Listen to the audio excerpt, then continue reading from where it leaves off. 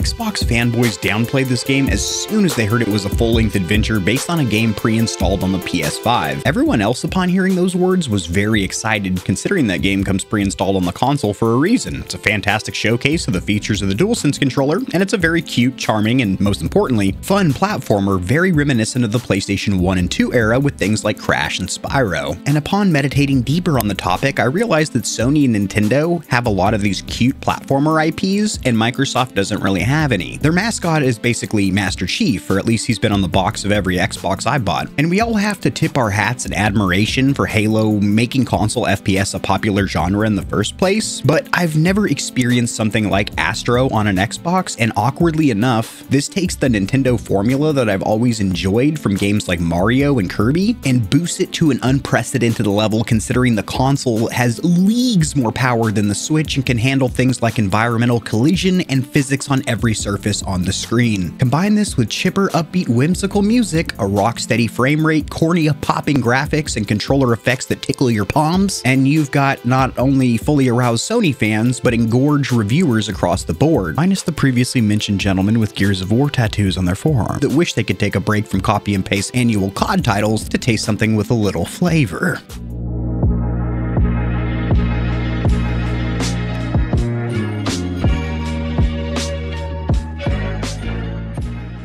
Now, the character Astro is no stranger to the Sony platform. On the PS4 VR side of the house, there was an Astro game, and then there's Astro's Playroom, which comes pre-installed on the PS5 console to show you the power of the console and the new controller. But it's pretty damn short. You can beat it in one sitting if you're a gamerific gamer, and fans of not only Sony games, but also platformers in general that really enjoyed that Astro's Playroom have been craving a full-length game, and that is exactly what we have with Astro Bot. For some reason, I keep wanting to call it Astro World. I don't know if that's the next game in line or something. I swore I heard that title somewhere. Astro World, or else why would it be in my... That's like a rap thing, isn't it? Hold on a second. That's Travis Scott's like fucking thing. Dancing on top of these little golf cart ambulances and whatnot. So they can't get the bodies out. So this isn't going to be as structured as my usual reviews where I go category by category where you can jump around timestamps, chapters, and the timeline description of the video. I'm just going to get it right out of the way, right up front. This is the best new game that I've played this year. I know we're in the shit. Oh my lord, this year blew me up, just blew by. We're already in the 9th month of 2024, which is pure insanity. Like the way I pronounce that word, insanity. It's not how you say it, but this is how you do it, Sony, with making Astrobot.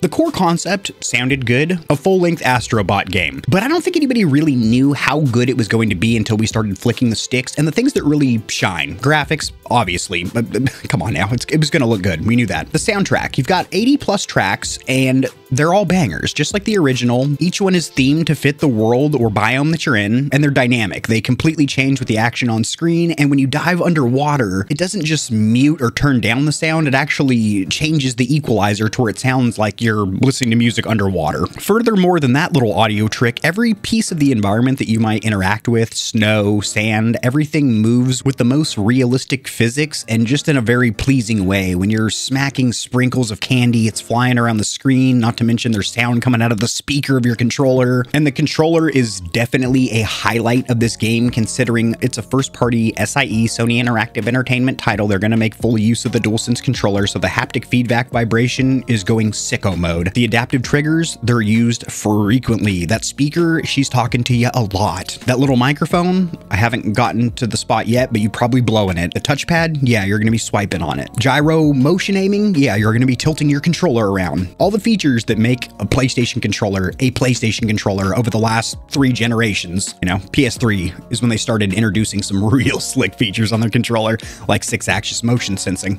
Excuse me. And everything the controller does completely enhances what's happening on screen. A couple things I did not like. One, the settings menu is incredibly restrictive. It's only 3 pages and there is no slider for camera pan sensitivity. I was looking to increase my sense because when I turn the analog stick, the camera sways or pans very slow. And there is no adjustment for that. There is no dead zone slider. There is no pretty much any nicety or adjustment tweak that you've come to see in a settings menu. There is only, it's so simplified. did. There's only 3 menus, you know, like a mobile game almost with the options. And the second one was the little tutorial picture-in-picture windows that pop up whenever you're introduced to a new game mechanic. I wish there was some actual text on screen that also described what you're supposed to do, because those little pictures or videos are helpful, but there were a couple of times I wanted a little bit more information to understand what to do. Having said that, there is no chance that this game doesn't pop up to say hello at this year's Controller and Real Game Awards. Look for it in the best PlayStation game category, although it might also tickle the testes of a couple of other categories this year, because it is a really good game. And I'm going to sign off with one little sentiment. Imagine a world where Sony didn't get shafted by Nintendo in a business deal, thus making it to where the PlayStation 1 was no longer a CD add-on for the SNES, but rather Sony decided, you know what, we've already put so much time and energy, so much R&D into this gray beast. Why don't we launch our own CD-based console? They did. PlayStation 1 was born. And right out of the flippity gate, Sony was really known for their platformers. There were exclusives like Spyro the Dragon and Crash Bandicoot that literally did everything that Tendo did over here, Tendog. And then over the years, PlayStation has kind of veered more towards console performance, kind of like the Xbox side of the house, where they're focusing on teraflops, graphical performance, being able to compete in things like COD and the annual sports games and stuff like that. And then you've got the Nintendo consoles, which don't really give a damn about processing power. For God's sake, it runs on an X1 Tegra processor that was underpowered when it came out in 2017. So if you tried to run a game like Astro on a Switch, it would just self-destruct in your hand. I can't really think of like a Mario game or anything that has made me feel so boo. That's the noise right there. As Astrobot, which is crazy because it's taking what Nintendo's known for with their little formula and then just cranking that bitch way higher than I think Nintendo could ever do due to the restrictions of their hardware. Astrobot fucking slaps extremely hard.